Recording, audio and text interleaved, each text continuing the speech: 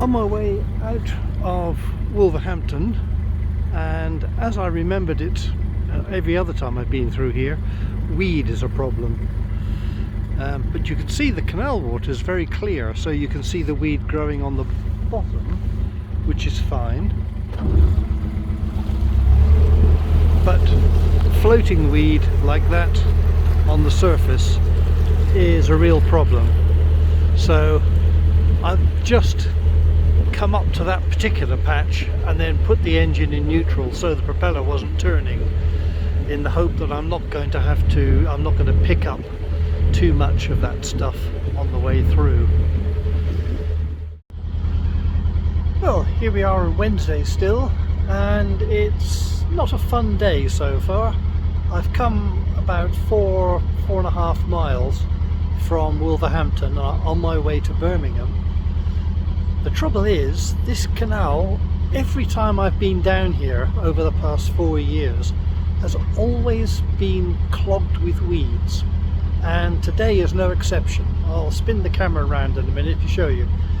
So I keep glancing to my left because I'm steering the boat, and we're going that way. We're just approaching a short tunnel, the Coseley Tunnel, and I'm hoping the weed will be a little clearer after that. I've already had to stop once and clear the weed hatch, so progress is very slow, and the engine gets hot when it's fighting weeds. There's the tunnel entrance ahead. We'll be diving underneath those houses, and this is part of what they call the Birmingham Main Line, and actually to make me a liar, it's looking a lot clearer now. Back beyond that bridge you can see in the distance, the weed was almost bank to bank, and you can tell, I mean, the wash from the prop is not great, but it's okay now. It should be a lot straighter than that, a nice straight sort of fantail, and I really hope I don't have to go into the weed hatch again, because it's dry at the moment, but it's rained a lot today, and quite heavily at times, and having to strip off to get my arms down into the weed hatch in the rain is not very pleasant. This is the Bottom Tipton lock. There are 3 of them there, the only 3 locks I have to go through today, so we're just waiting for that to empty. It's going down quite slowly because I can only open one of those paddles. The anti-vandal mechanism on the near paddle it isn't working, so I'm unable to remove the bolt. But once this is done, then we've got the so-called new Birmingham Main Line, which is pretty straight and wide and has lots of turnings off it where the old loops used to be, or still are, which went to all the businesses in the Birmingham area. But I'll be just cruising straight because I'm heading into the centre of Birmingham and aiming to be there tonight and tomorrow. It's an interesting thing here, there's a little footbridge so that people from the houses opposite can get across the canal, and that often causes me a problem because I can't walk the boat out of the lock and then go down those steps there to get on the boat.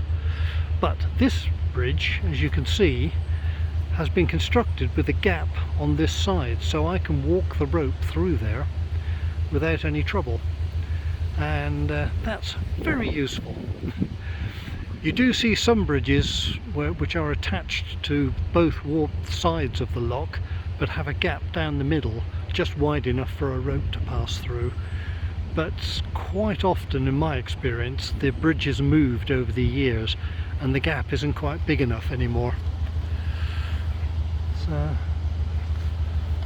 there's a little pound over there, so I don't know if that was a second lock or just bit of mooring. I'll walk over the bridge and while I'm waiting, and we can see if there's any remains of a second lock.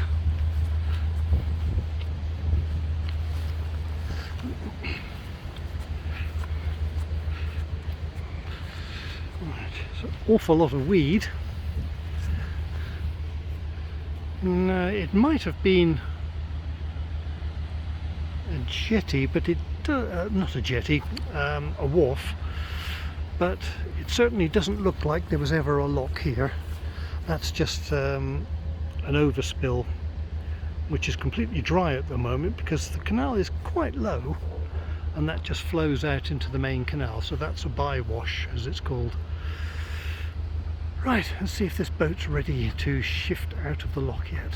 This is the Birmingham Main Line, as it's called, BCN, and it's very long and straight, so this is a rather dull stretch.